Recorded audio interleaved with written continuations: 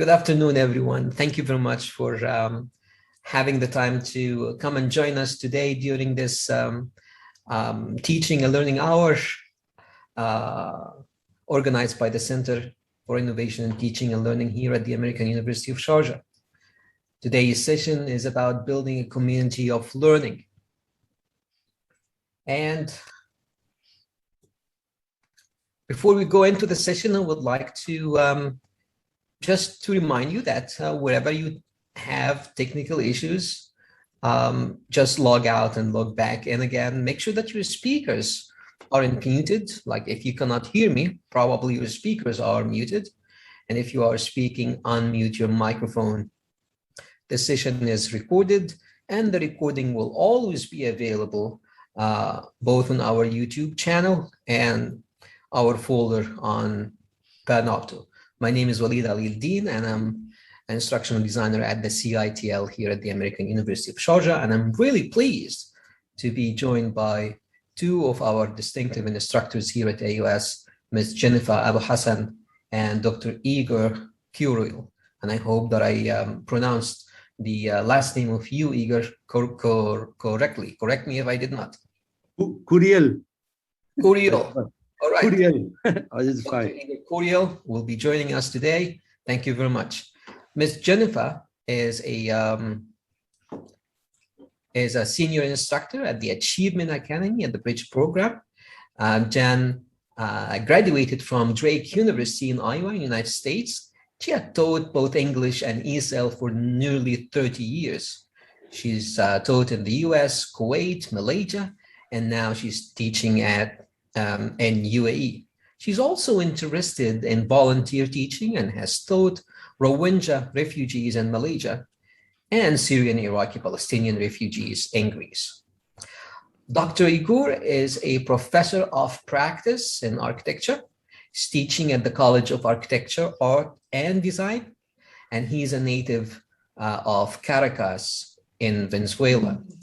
He worked for 5 years at the Atelier of Arata and led the Domus, which is the Museum of Mankind project on site in La Corona, Spain. In 2000, he relocated to Barcelona to work with Miralles Tagliabud. There are a lot of Spanish here, Igor, forgive me, I'm sorry. Sorry. He moved to Barcelona in the year 2000. And he's to work as a director of the Santa Catarina Market Project. Igor served as the director of EMBT's Shanghai office, where he led several projects, including the Spanish pavilion of the 2010 World Expo. He taught at the Polytechnic University of Catalonia, the European Institute of Design, Tongji University in Shanghai, and the Lebanese American University. I would like to extend my gratitude for my two guests for showing up today, for taking part in this session. This session is divided into 3 parts. I'm going to go ahead and give an intro at the beginning, and then I'll give it to our guests. I'll give the floor to our guests, and then we will have time at the end for some questions. So how about if we just let's go ahead and dive into this into today's session topic, which is building a community of learning with our students in our classrooms. And I would like to start with asking this question: why community is so important topic? and I would like to tell you that building a community in your classroom should be something that you carefully plan for. And when you do this intentionally, it can really enhance the climate of your classroom and the learning experiences of your students. The size of your classroom and the model and the mode of delivery doesn't really matter. Whether your classroom is large, small, whether you're teaching in a blended or fully online, it's possible to have a strong and effective community with your learning space. Community itself, as defined by psychology, it should provide the feeling of membership. Any community, I'm not talking about a learning community, any community in life, it should provide the feeling of membership. It should give the feeling of its members that they have influence and they get influenced by the community. Their needs to be fulfilled, and they need to have connection with the other members of the community. This is communities at large. But what about the communities in our classrooms? Communities in our classrooms come with two major components: the feeling of being connectedness, and the entire group have a commonality of learning expectations. Okay, so the feeling of connectedness, we cannot achieve this without acceptance. Like, people need to feel that they are accepted with this group. They feel that they belong there. They are not strangers. They need to build trust. They need to feel that they are really members of that group. And then in order to make sure that our group, our students group, have this commonality of learning expectations for, okay, they need to have their learning needs satisfied. We need to build knowledge and meaning in the classroom, and the entire classroom group should have like a specific shared goals, and they need to feel that they get support from each other. We're gonna go ahead to some of these examples how we can do this in the classroom. But the major idea is this community will impact the success of your students when you plan for it, when you plan right for it. The sense of community and the positive classroom climate that you instill and carefully carve in your classroom, these are really related to the success of student learning, persistence, satisfaction, and that students will continue and do not drop the course. So let me see how we can do this in our classrooms. How can we elevate learning in the classroom by building this sense of community? I'm sorry. Why is this community is important? Okay, so this is a number of research findings already done. Okay, so the first thing that community really affects the learning of the students. Researchers have found that there is a significant relationship between the classroom community and the students' perceived cognitive learning. The community itself will affect the students' ideas about their own abilities, learning engagement, and learning outcomes. Student involvement and courtesy are really positively related to affected learning and also their perceived cognitive learning. The relationship or the communication between you and the students, and the communication between the students among themselves, are also linked to the out-of-class communication and peer learning. And both of our guests today will touch on that. We'll touch on activities outside the classroom that will help build that sense of community. Having a strong community affects student persistence and retentions, because students who feel that they are alienated, they are strange, they really tend to drop the course and do not continue. Or if they continue in the course, they will not really finish the course with like high outcomes or high grades. It has been researched that a positive relationship in the classroom really creates that sense of community, and at the end, okay, it elevates the students' satisfaction. So how can we foster community in our classes? There are three major things that we can do. We can promote a positive classroom climate, can stimulate student-to-student interaction, and we engage with the students. So how to promote a positive classroom climate? As an instructor, we are responsible for setting the tone of the classroom. You can model the actions and attitudes you want in your class. You share your enthusiasm. You share your respect to your students and to others. You can also co-create the expectations of your students. Like on the first day of classes, facilitate a discussion with your students.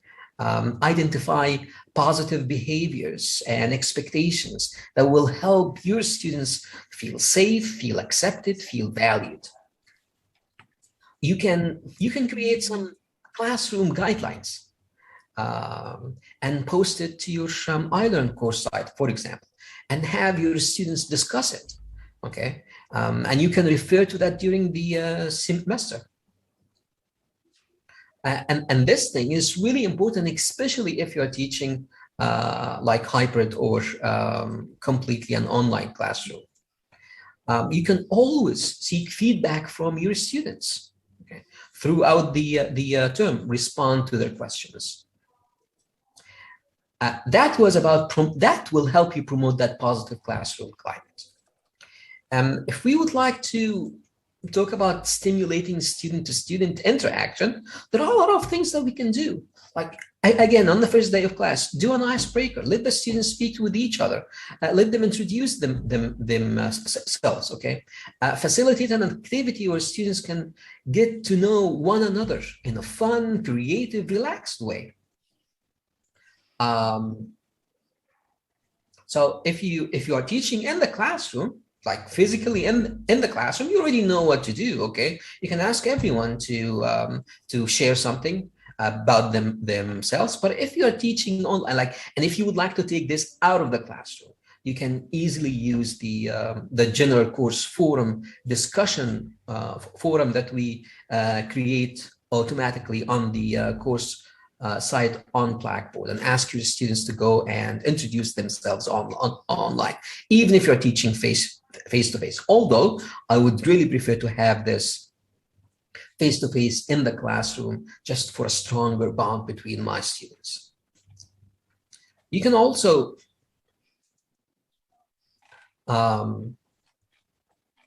build interactivity into the learning activities, and interactivity into assessment. And interactivity is students working together. We tend to think about an interactive activity. Something happens on a screen where the students are clicking. They are interacting with the computer. Let them interact with themselves, okay, with each other. So you build interactivity in the learning activities themselves, but letting them work collaboratively, group projects, okay. Have them into small discussion groups during the course. And at the end, we are responsible for engaging with the students. We can always be approachable. Let the students know how they can contact you. Chat with your students before, during, and after class. Show your students that you care about them, about their learning journey with you. I know this is hard, especially for people who are working in large classrooms, or using students' names makes a lot of difference. even if you would even if you have to ask your students to get name tags in front of them, and then a few weeks into the semester, you would not need them anymore. You can always accept questions. Again, even the idea of accepting questions can be facilitated very easily. Okay, always have a Blackboard forum, for example, for general questions, and that will give an opportunity for the students to reach you, and in the same sense will give an opportunity for other members of the course, other students, if they know the answer, is just to go and help each other. So you have built an opportunity not only for the students to reach you, but an opportunity for the students to interact with each other. So there are a lot of things that we can do in our classrooms to create that sense of community. And our guests today will let us know how they did it in their own classrooms. And for that, I will go ahead and hand it over to Jennifer to tell us more. Back to you, Jennifer. Well, do I still have 20 minutes? I think, yeah. Okay, thank you. No problem. Okay, I'm trying to make it big. Okay. Hello, everyone. I'm Jen, just like Walid had introduced. And thank you, Walid, for that background. Wonderful work. So let me see. Somebody taught me that the most important tool in the classroom, when they had asked us, what do you think is the most important tool in the classroom? And, you know, everybody was saying books, computers, and so forth. But the most important tool in the classroom actually is the teacher. And what the teacher is, at the end of the day, is more important than what he or she teaches. And I'm gonna share my experiences with you. They tend to be more anecdotal, but this is, I think the best is by learning from experience and going through trial and error. Okay, so as you know, to put it in a nutshell, a classroom community is when students get together and the common goal is learning. Okay, I'm going to focus on learning because we keep talking about the classroom community as a learning environment. Yeah. And a classroom community also helps students feel valued and connected to teacher and other students in class. Walid had said that, yeah. The benefits of fostering classroom communities, again, belonging, inclusivity, positive relationships, and also teacher students social skills, the soft skills that a lot of students are lacking and they sorely need them, yeah. The importance of collaborating with each other and a sense of responsibility towards others. Yeah. Since this is a talk about a community, I want to share the global community. I like to read about other teachers' experience and how they handle students, teaching, and the classroom. Okay. So firstly, I want to remind everybody, as educators, our mindset is not about teaching the subject or teaching the syllabus or making sure we finish the chapters, because at the end of the day, we don't teach subjects, we don't teach syllabus, we teach students.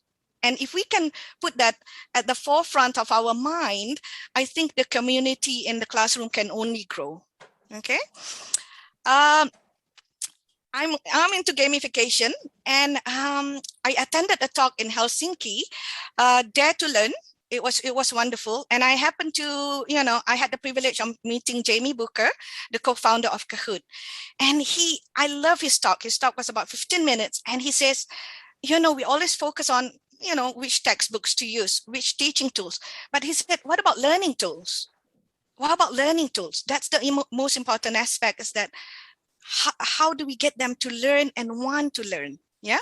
So as you can see, Kahoot is a game-based learning platform. It doesn't say teaching platform, it says learning platform. So my focus today, how do we get students to learn? How do they get into the mindset of wanting to learn? Yeah. Firstly, empathy. Yeah. I don't want you to think it's only just gonna be about the students. It's also kind of a bit on the instructors too. Yeah. So Brian Mandler, if you go on to Twitter, Instagram, he says, are your high school kids acting like middle schoolers and so forth? Socially and academically, many of our students are 1.5 years behind where they should be. It's not your fault. Don't give up. This year is a marathon, not a sprint. And I've been feeling anxious and stressed because I felt like the students are so different from the students we had before. They don't even know how to do a PowerPoint presentation. They don't know how to present. And I was sitting with a student, and a student said, miss, frankly, for 1.5 years, we actually didn't do much. Some of us didn't do anything. So we don't know when you say, okay, let's do a PowerPoint. For some of us, that's the first time we're hearing it, So that's the difference between what we are facing today and that empathy. Once we understand that, we can empathize with ourselves, like what we're going through, and at the same time empathize with the students. And we need to take a step back. The students that we have, they are 1.5 years behind. And sometimes we feel like we're sprinting, but if we can hold it back, it's a marathon, not a sprint. Take time. If there are certain things that in your classroom you feel the students do not need to know, cut it out. Yeah, because you want to build that community of trust and understanding. We're not cramming things into the students' throats, Okay, respect the students. Sometimes we look at them, they're 16, 17. I had a girl who turned 17 the other day.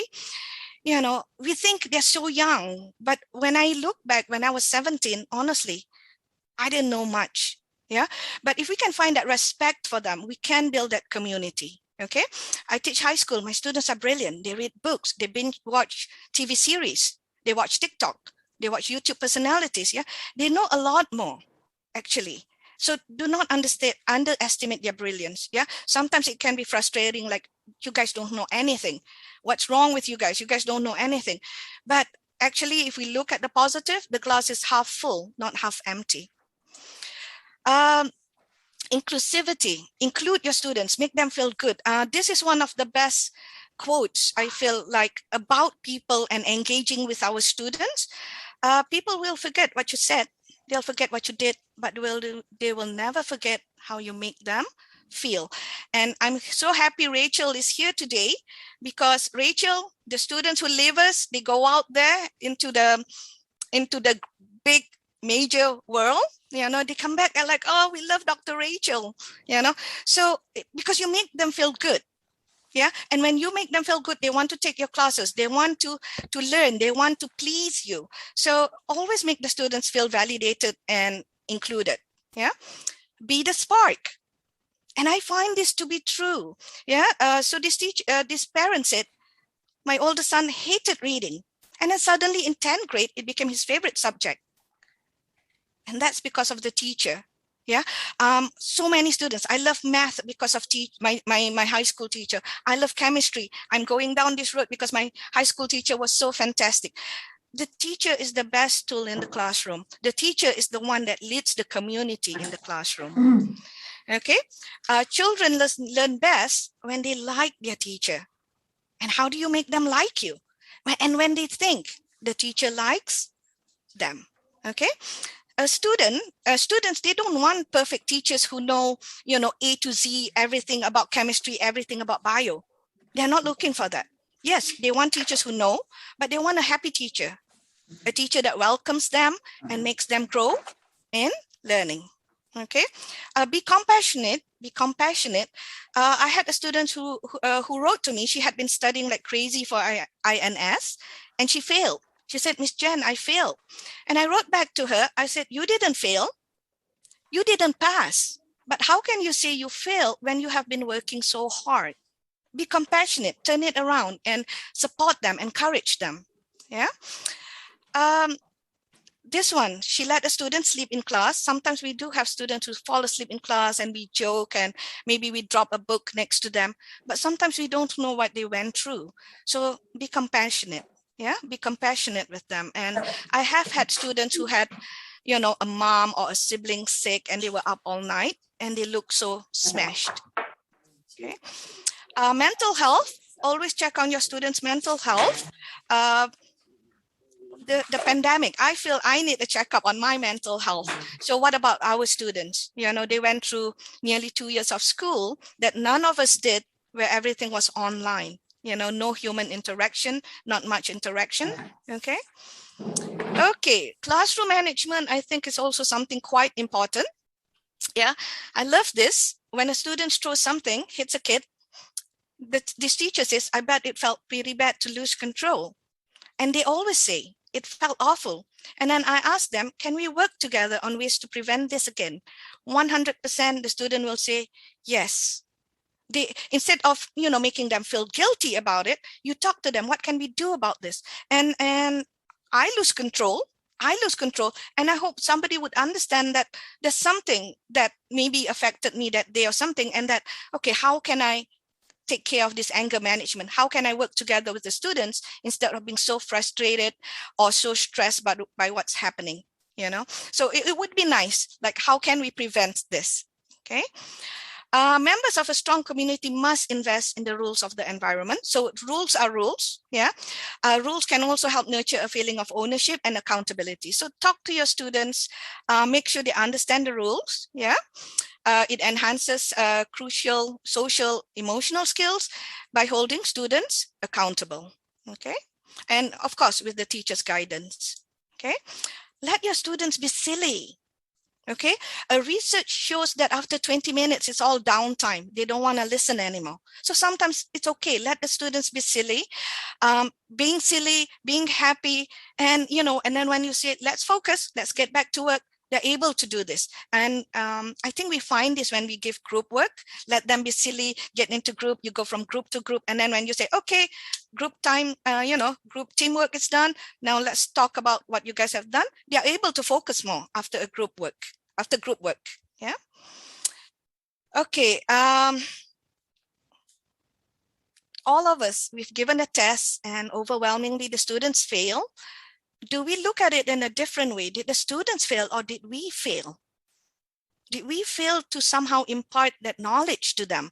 How can we, you know, instead of saying you guys failed terribly, you didn't learn, but how can we, you know, turn the tables around and say, maybe we did something wrong. Maybe we didn't do what we needed to do. Yeah. So sometimes once in a while, we need to turn the tables around. And sometimes I do this when I see them performing badly. And then I'm like, okay, I'm going to give a bonus test and let's see if you can do it next time. Okay. Okay. Because I have a lot more and I need to save time for Igor. You still have 8 minutes. Okay. Collective reward, not punishment. I love this idea. One of my favorite ways to build culture, he says, but to me, it's community. Let's build a community based on collective reward, not collective punishment. Why do we punish the students when we feel most of them haven't done right? What about that one brilliant student, Noor, in your class, or whoever, Jenny? They said Jenny here. That's why I like this quote. She did great. So because of her, everybody gets an extra 5 minutes recess. Everybody gets like 1 bonus point. Why not collective reward instead of punishment? You know, bring everybody together, group hug, okay?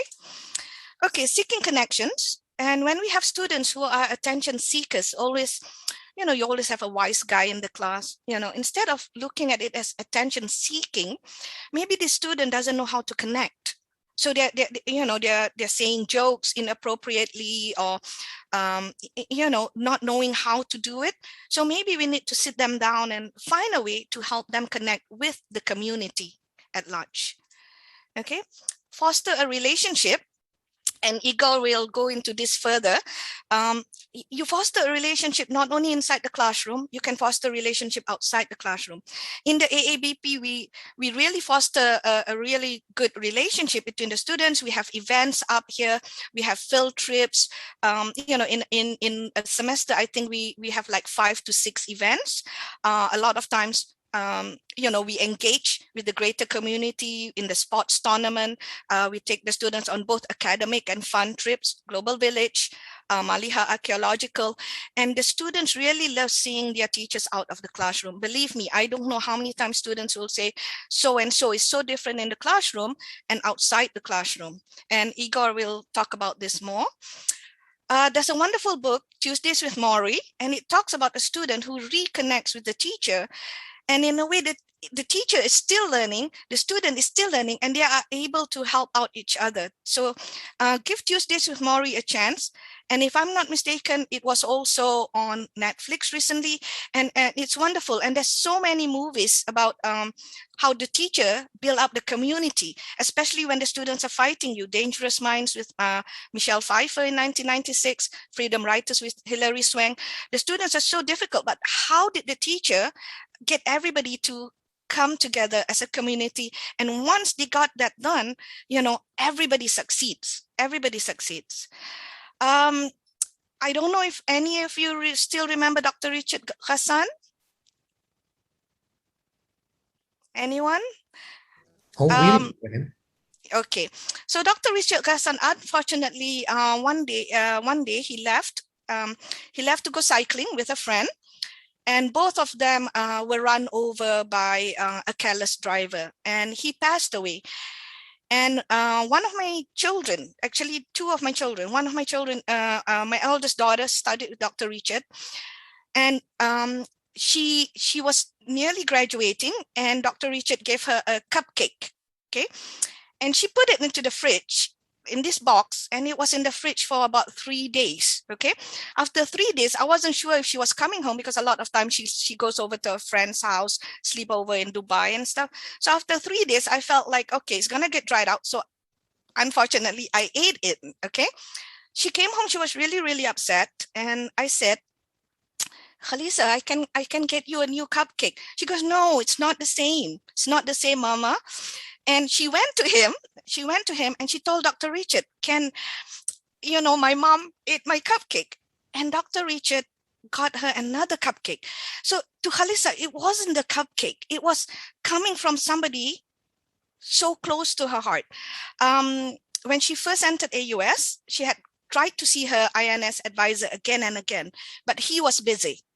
And Dr. Richard had noticed, Dr. Hassan had noticed Khalisa coming again and again, but couldn't talk to her advisor. So he's like, hey, kid, come on over here. So he became her advisor. Unofficially, he became the advisor. And even after she graduated, Dr. Hassan would reach out to all his students in batches of 10 or 20.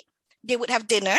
He would call them, let's have dinner. And then at dinner, he'll say, what's up with you? How's your marriage going? How's the baby? Oh, you changed jobs. Like, what's going on with your life? How's the new job? He never had this mentality of, I've done my job, yalla bye. He kept up that relationship. And my dad was also very much like Richard Hassan. Until today, my dad's 80 plus, and his students are still coming to talk to him, reaching out to him. So I'm trying to be like my dad. I'm trying to be like Richard. So I try to keep in touch with my students. As you can see, the picture in the middle, I taught these students maybe nearly 20 years ago in Malaysia. And, I'm still invited to weddings, and, it's really wonderful. I went to Liverpool. I met with a Uyghur student who was displaced from Western China, Xinjiang. So met up with her and, how are you doing? And, oh, Miss Chen, I wish I could come back to AUS, but she can't. Again, a Uyghur student, top picture. And then at the reunions, I love going to reunions and meeting up with my former students. Bilal on the right at the reunion, he called me one day and he said, Miss Jen, I must meet you. I have important news. And I'm like, is Basma pregnant? Is your wife pregnant? He's like, no, if Basma is pregnant, I'll just WhatsApp you, but I have more important news. And I was laughing. I thought that was really funny. And he was so happy because he got accepted with an engineering company in Malaysia, an Australian company that worked out of Malaysia. And he was so happy. So he was posted there for a couple of years and he was just so excited. He was able to meet my family. So always keep in touch with your students. It doesn't stop. It doesn't stop. Last but not least, I think I have a couple more. That's it. Personal growth. Yeah. As a teacher, if you just want to make a salary, that's fine. But I think being a teacher is much more. It's impossible to grow as a teacher, principal, educator, unless you are willing to change. You have to change to want to connect. You have to change to want to make a community with your students. Growth requires change. It requires different ways of thinking, acting, and leading. You cannot stay the same and succeed because the world is not the same. And I have to remind myself this all the time. With the pandemic, my students are really so different from the students 2 years ago or even 3 years ago. So, you know, how can I make a community where we are happy with each other? Because when we're happy with each other, we learn. Last but not least, just a last one. I learned something important from this movie. It's about First Nation or a Native American in Canada who was taken by the Canadian government and put in a school where they were supposed to, you know, throw away everything that they know about their culture, their language and everything. And at the beginning of the class, the teacher kept saying eyes, nose, mouth, ears. And she kept repeating in her language, eyes, nose, mouth, ears, again and again. And the teacher felt she was really stubborn. However, at the end of the movie, the teacher had personal growth, and the teacher looked at her and the teacher said, eyes, nose, mouth, ears in her language. As soon as the teacher achieved that, she looked at the teacher and she said in perfect English, eyes, nose, mouth, ears. So we as teachers, we can learn a lot from our students, and building a community is the best thing that you can do. Thank you. Thank you very much, Jennifer. I like how lovely, like a lot of things that we can use in our classrooms. I remember a son, my friend's son, came back from school once, and I was there, and he was really, really happy that his instructor mentioned him by name in an email that was distributed to the entire classroom, to the way that he printed the email and just stuck it in front of him and on his desk. It's really fascinating how small things we do in the classroom will end up having great effect. Thank you very much, Jennifer. Thank you very much. I think validation is important. When you want validation, students want validation, and we have to understand that. Thank you, guys. Thank you. Well, now we'll go and give it to Igor, and let's see what Igor have for us. Okay, hello, good afternoon. Good afternoon, everybody. Thank you for being together today, you know, in the busy time, and I really appreciate that we can share this time. And I had to say thank you to the previous speaker, to Walid and Jennifer, because I think they already gave all the base that we need to talk about this issue. So I would like to go and jump into my own personal experience more than in the kind of academic presentation. So I will share the screen. I didn't prepare a PowerPoint. I saw that. Can you see my screen? Yeah, we can see your screen. We can. Perfect. So I would like to share with you two little things. First, I think that we always teach based in our experience. And so for that, I would like to just previous a little PowerPoint that I have, but I explained that as Walid explained at the beginning, I was born in Caracas, in Venezuela, and I study architecture in Caracas. The picture on the left is the picture of my university in Venezuela. And it's a building that was built in the 50s. And I was surprised when I went to Abu Dhabi Museum, the opening, and you can say the same answer for the weather, the same answer for architecture. And I think it was an amazing experience. But I would like to explain something that I think for me marked my life. After I studied architecture in Venezuela, I got a scholarship to study in Japan. So I went directly from Venezuela, from Caracas, to Sapporo, in the north of Japan. It was very cold. And I went there to study my master. And that's for me was the most important thing I said in my life, because without, coming from Venezuela and to live in the Japanese culture and to be integrated into Japanese culture, it was a great experience. And I learned many things. Because, for example, my scholarship is something that I couldn't realize until the end, also include have a friend. So the scholarship was paying a friend to be with you during your master course, because they saw that it was so difficult for a foreigner to integrate with the Japanese culture, that your scholarship also include a friend who is going to be with you to help you, and so on and so on. But I didn't know that until the last moment, but I understood from that action, so important is that you really, when you are facing a cultural shock, to have people who support. I went very young to Japan. I think I was 23 years old, and I stayed until I finished my PhD, maybe around 30 years. And from that, I moved to Spain. So what I wanted to explain with this is that it marked me a lot in my life. And when I joined AUS in 2015 as a visiting professor, even when I finished my first year as visiting professor, without even knowing if I was going to continue, I already talked to the dean. I wanted to do a study abroad program to Japan.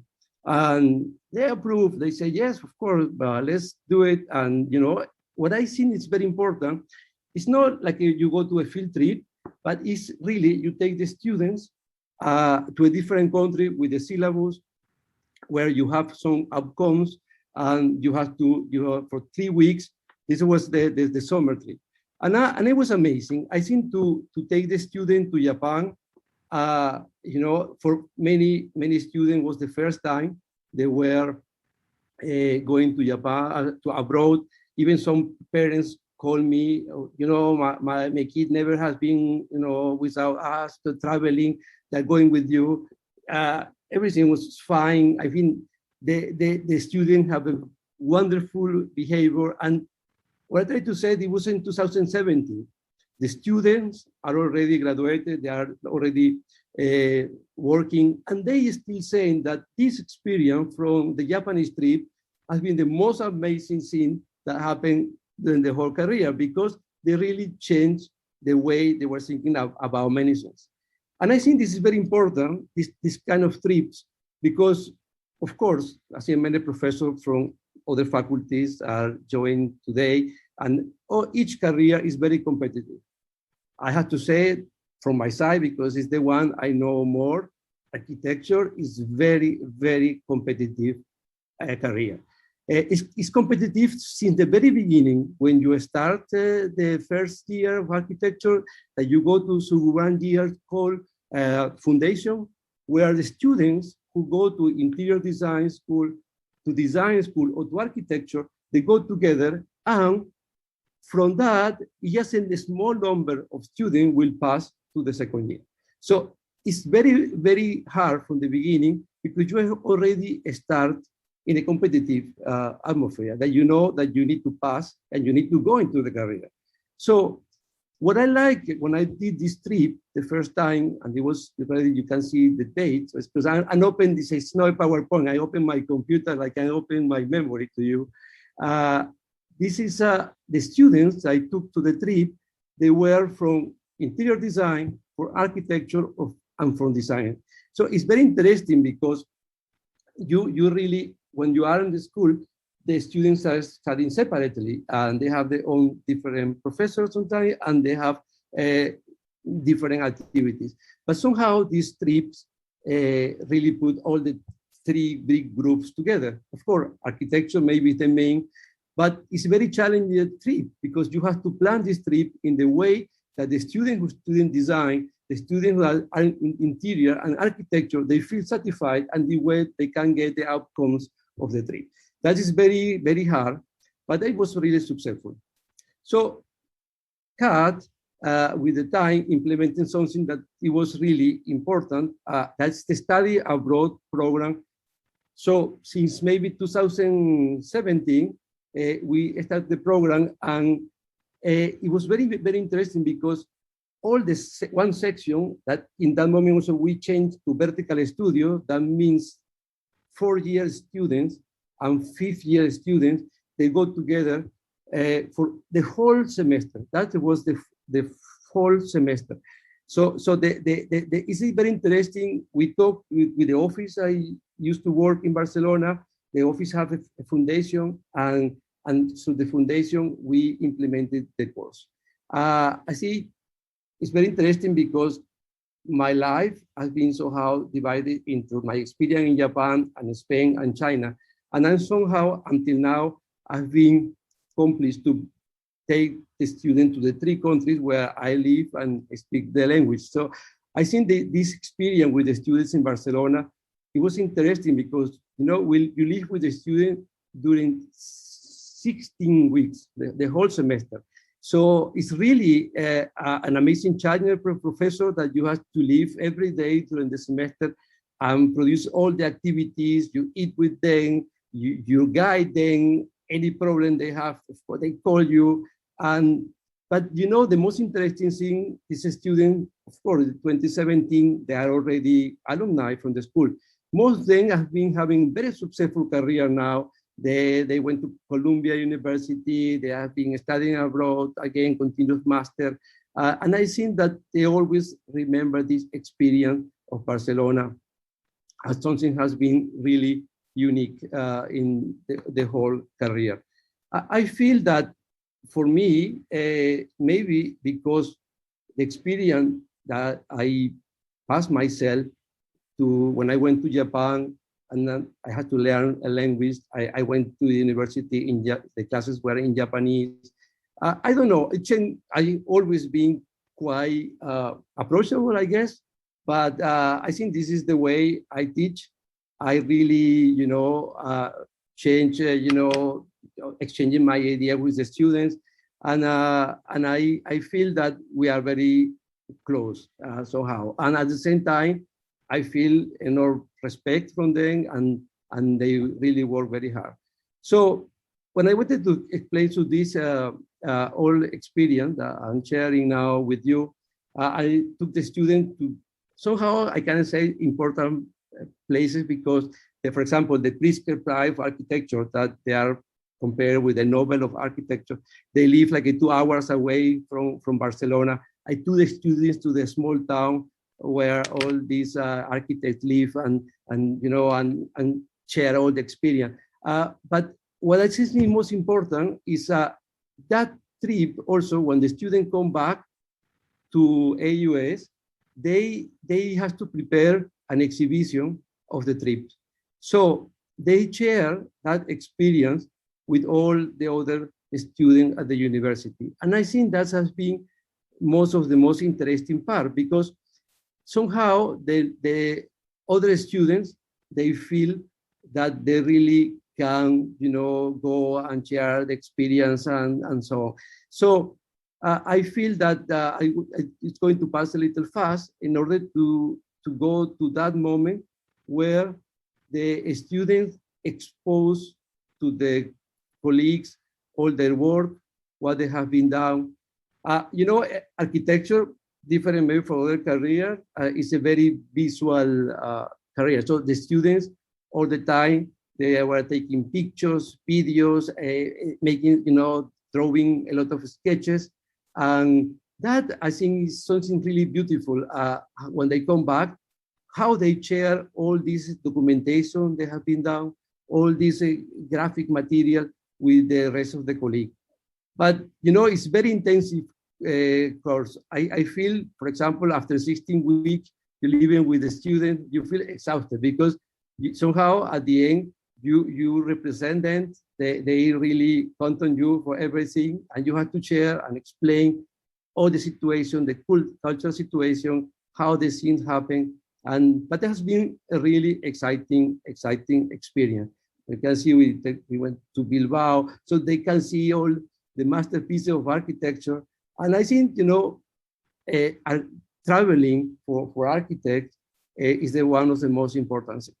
So I wanted to say here, you know, this picture and showing from this moment, for example, when we came back from the trip to Japan, we prepared an exhibition to show to the rest of the schools what they achieved, the outcome. And I think it's really, for example, we have done many exhibitions, but principally maybe the JiaBin, because it was the first one, have a particular interest. You know, I think that it really put together we can see in the picture the dean, Professor Barkey, the director of architecture, the head of the department, Professor George Catedrati, Professor John Montague. So how the professors who are, you know, waiting for the students, how they receive them, and how the students really with the professors that were waiting explain the experience, what they saw, what they learned.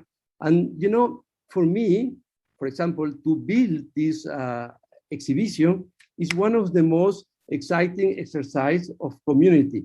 Because, for example, we were 16 students. I have to say that maybe, I don't know why, but every time I offered a trip to summer or even in one spring break, I took the student to Shanghai.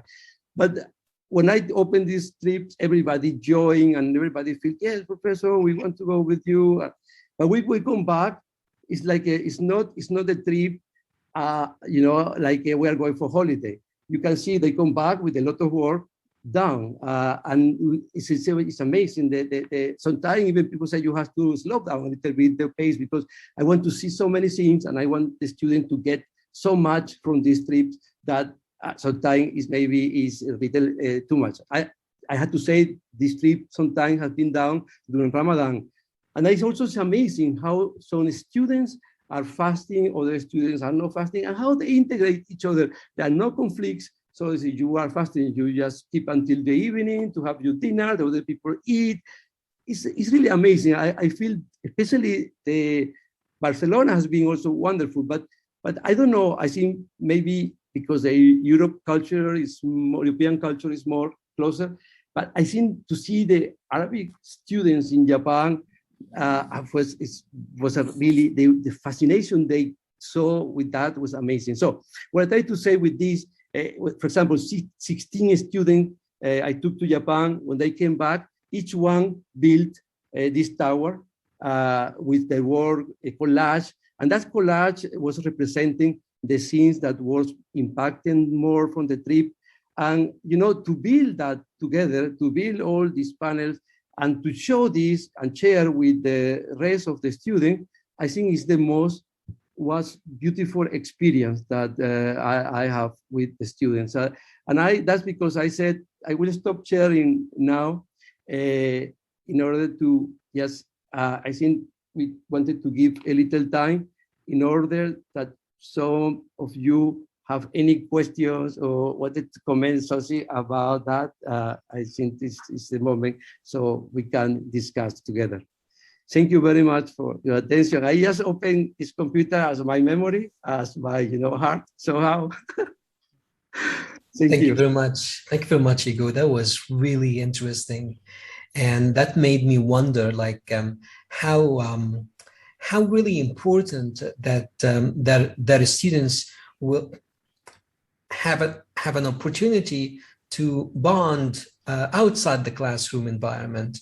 And also it made me wonder, like about field trips. And I was thinking, like, Walid, can you find a subject matter that where field trips won't be an option?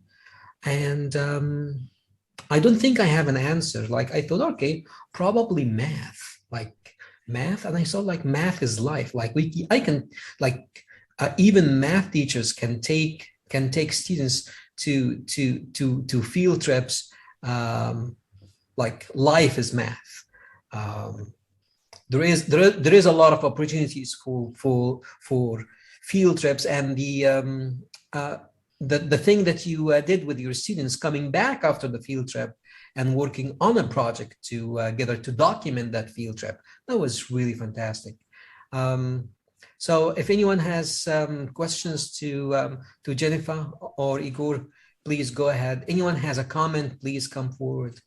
Jennifer, you want to say something? Yeah, can I say something? Cool, yeah. I'm sorry. Jenny, you want to say something again? no, I just wanted to say, because I think I was a bit tunnel vision about the classroom.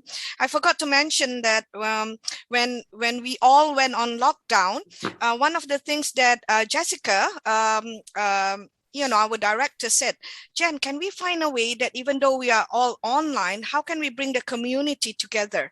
So there were two things that I did that I wanted to share with you was that every Thursday, we invited a different professor to come and give a talk.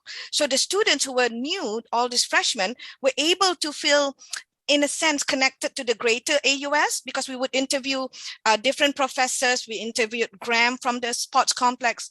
And also at the same time, to have a community within, we had Tuesday night games. So every Tuesday night, the officers, the club officers and we would get together, we would play Kahoot, we would play Hangman, different games online for the AABP students. So that was one thing that we did, that we tried to foster that community within the department despite being online. So if it inspires you all to do something like that, even a teacher who teaches math, why not math competitions?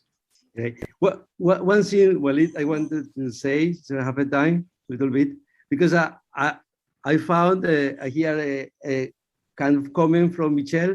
They say, how do you balance being friendly with your students and be particular with the student delivered? I mean, this is something very, how can I say, very particular.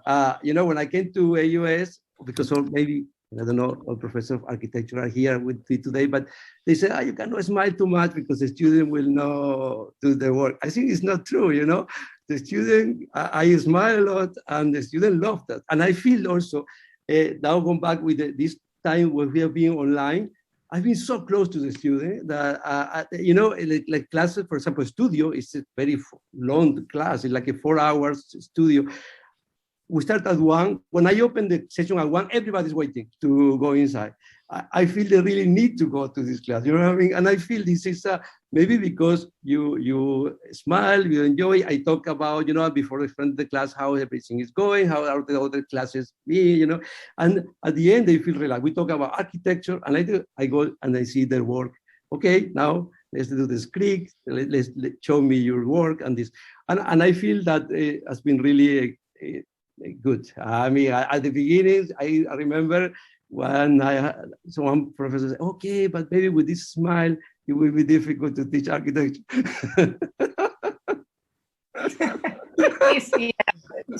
I guess smile can always go a very, very long way. So yeah, that's true.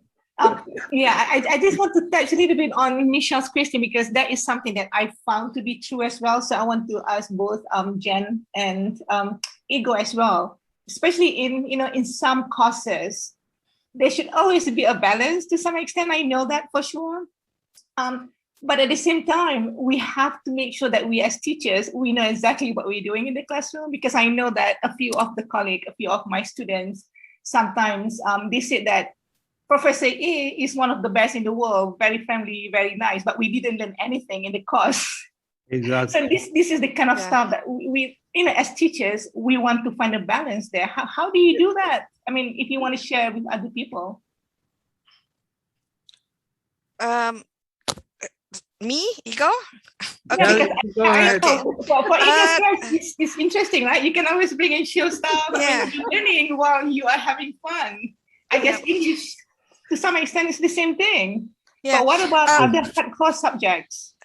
Yes. We teach a lot of content, actually, that people don't know that, when you teach language, you have to teach content. We teach, right now we're doing trading, Bitcoin, virtual stuff.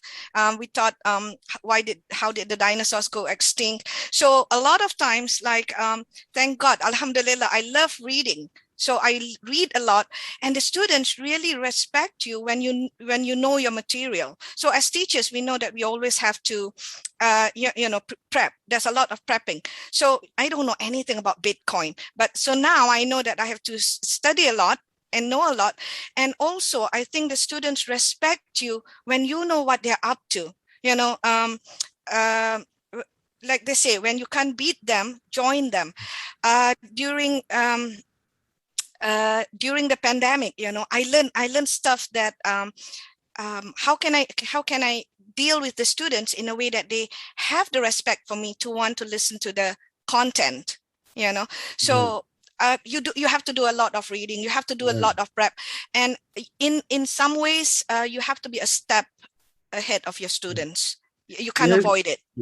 I think that in my case, when now, because I also am at the title of professor of practice, I most of the time trying to explain the student things based on the reality. So that's what I try to approach, and that's because for me the trips are important, because I take the student to places where I used to live, where I know the places, where I know the language. So I feel that they respect that. But also here, when I teach, you know, basis also, and things that already have it experience. So I think the students really respect that, and they really feel that you can take them closer to the real life than the theoretical part. That's in sense is very, very important. I think they really appreciate that.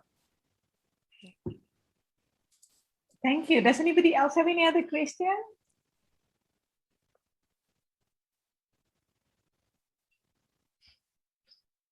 Like we are 2 minutes after 5. Actually. But if you have any other questions for us, there was a question from Mais about using Kahoot. She was asking Jennifer how she's using Kahoot with the paid version. Are you paying anything for Kahoot, Jennifer?